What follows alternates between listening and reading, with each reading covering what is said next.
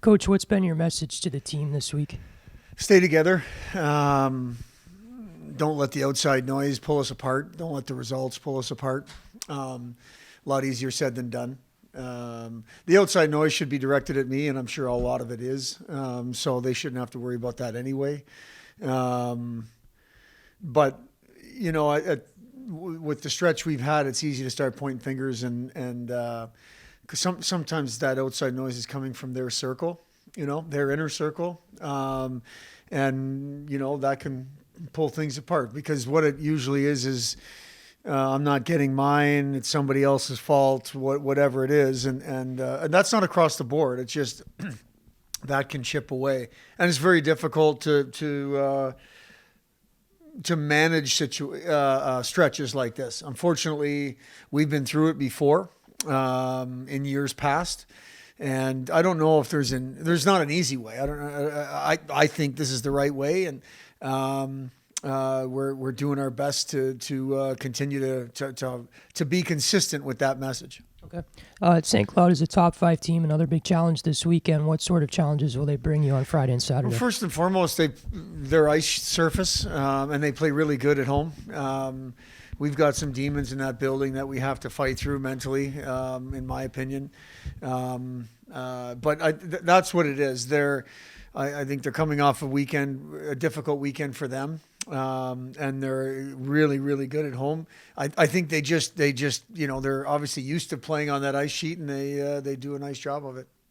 You mentioned the big ice sheet. So how do you prepare? We don't have that here for you to practice on, so you won't get a chance to do it till you're in St. Cloud to practice on that sheet of ice. So what do you do to try to kind of get that mindset of not getting too wide and too far wide? You try to really harp on the pregame, like the 2 times we do have access to that ice before the game on Friday, which is Thursday night and then Friday morning.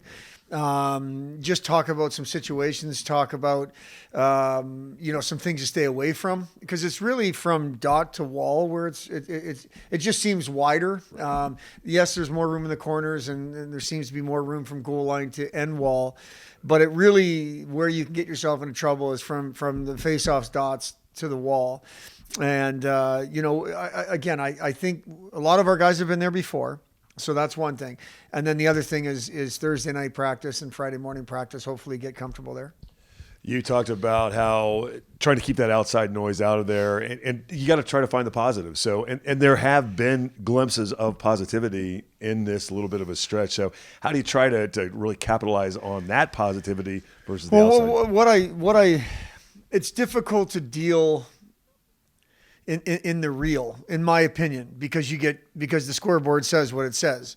You lose on Friday, for example. You lose the Saturday before at Omaha. I thought we played 2 really good games, and we lost both. So how do you say that? And how does a 20-year-old person buy into that? The first period on Saturday against North Dakota was totally fine. 16 minutes to go in the first period. In the second period, we're on the power play, and we give up a shorthanded goal. Now it's 2-0, and then the wheels totally came off over the next, 34, 35 minutes. A lot of it because of how good North Dakota is, but I think some of it was based. We just stopped playing at that point, and so you react. I think appropriately. You don't overreact, but you 100% don't underreact. And I know that may sound stupid to people, but it makes sense to me and to us. And I reacted negatively on Saturday to the poor penalties, the after the whistle penalties when the game was already out of hand. I don't know who we were trying to be, what we were trying to do, but all it did was put the guys that weren't in the penalty box in a very difficult situation from goaltenders out. And that's not acceptable. Not acceptable. So I reacted to that. Did I react to the score? No. I know they all felt bad about the score. So I think you do things with a real focus, and the reality is this is good. and this is bad. And that's how we've done it. That's how we've always done it. We're not going to create positivity when the last 5 weeks have been as poor as they are. But we're gonna show you positive things, just like we show you the things we can do better. And that's the only way I know. Whether that's the right way or not, obviously time will tell, but that's what we've been doing.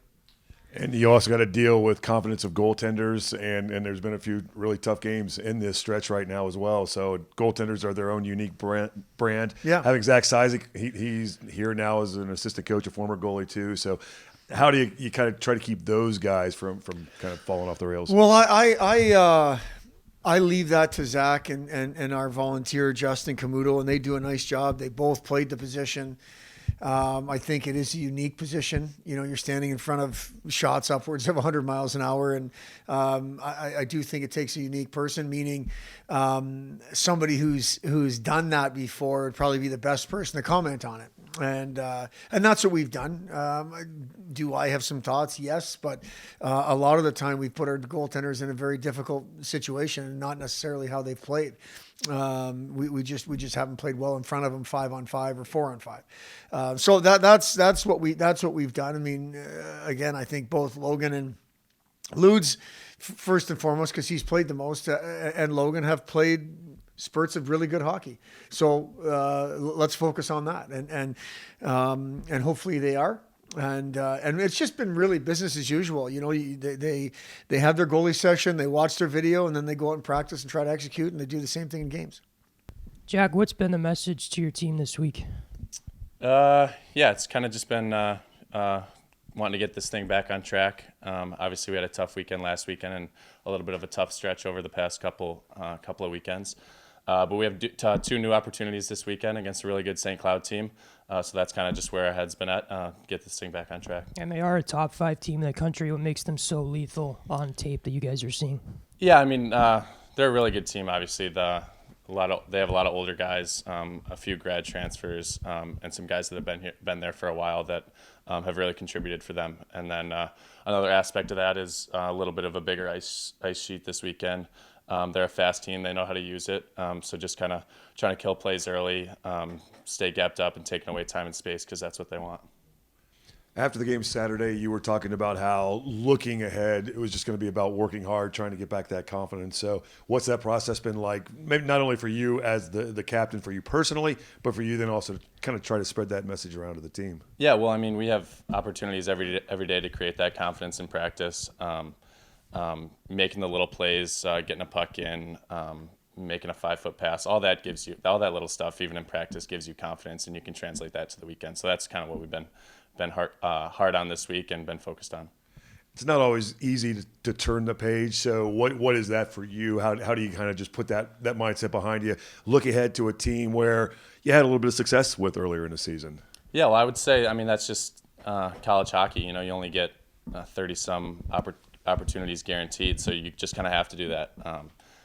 If you have a tough weekend, tough night, you just got to kind of bounce back, whether that's a Friday night, a weekend. There's a new opportunity the next day. Sun's going to come up tomorrow, so just kind of go back to work. That's kind of been our mindset.